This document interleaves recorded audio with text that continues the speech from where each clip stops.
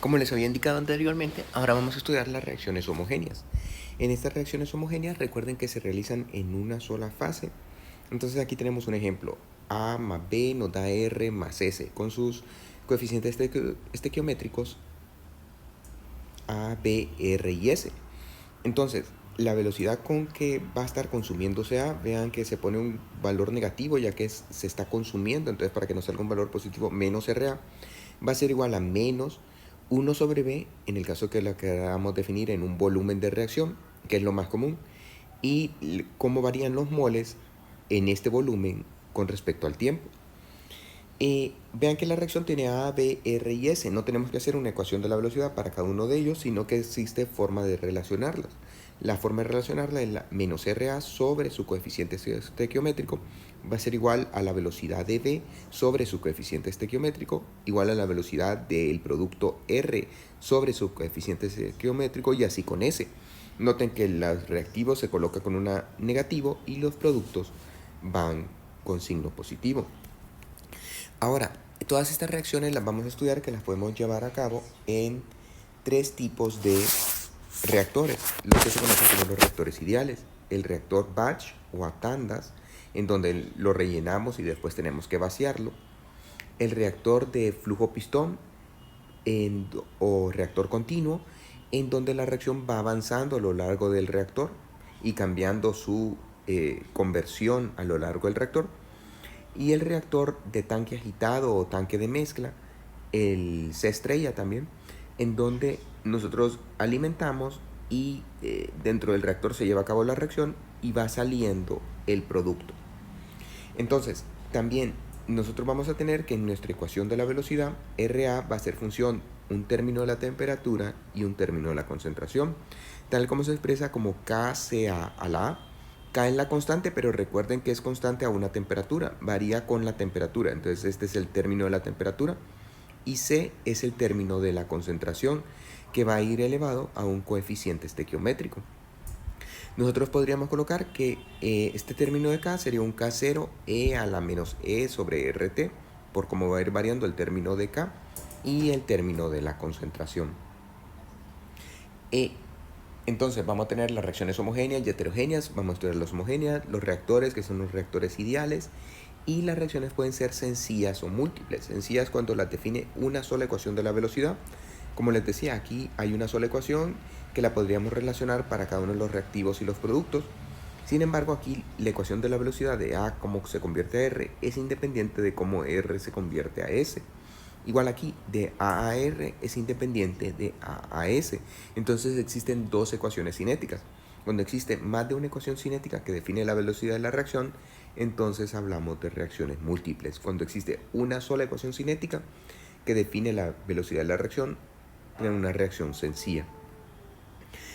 Y aparte de lo que hemos estudiado anteriormente, tenemos también que van a ser reacciones elementales y no elementales.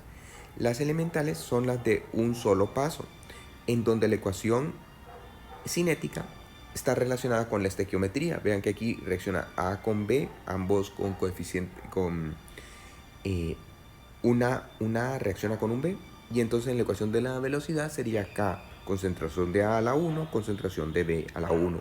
Como pueden ver, la ecuación cinética está relacionada con la estequiometría. Y existen las reacciones no elementales, esas se llevan en más de un paso, y en donde la ecuación cinética no tiene ninguna relación con la estequiometría. Aquí sería hidrógeno reacciona con bromo, y pueden ver que la ecuación de la velocidad no es la K por la concentración de hidrógeno por la concentración de bromo, sino que es totalmente diferente.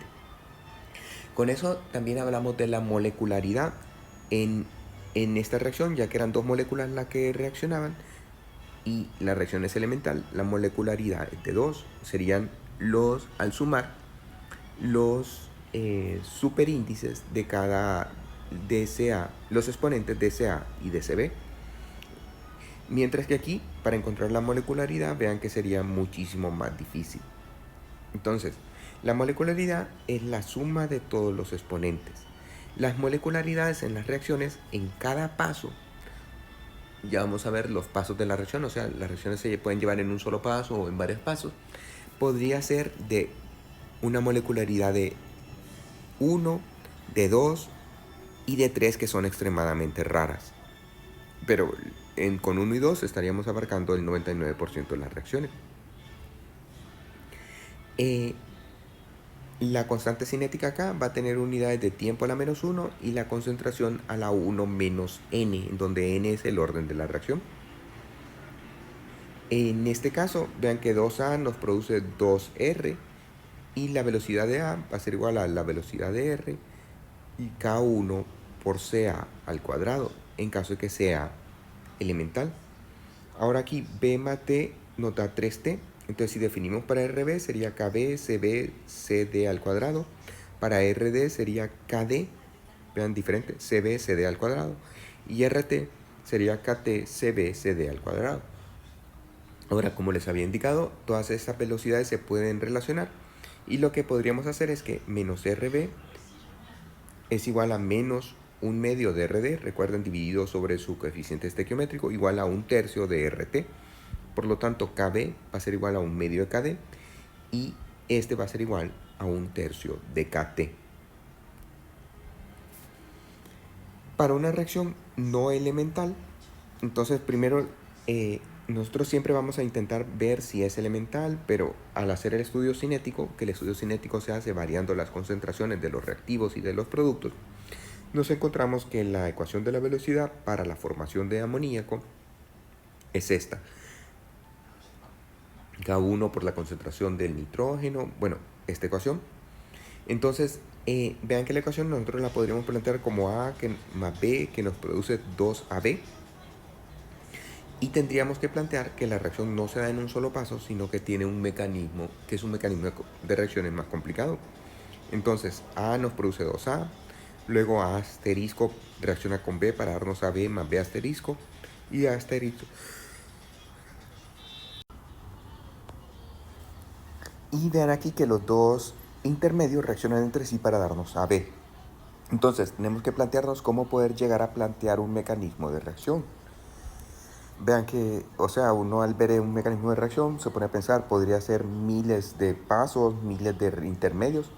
Sin embargo, solo existen unos cuantos intermedios que podemos considerar y ciertos tipos de reacciones que se pueden considerar, que las vamos a estudiar ahora.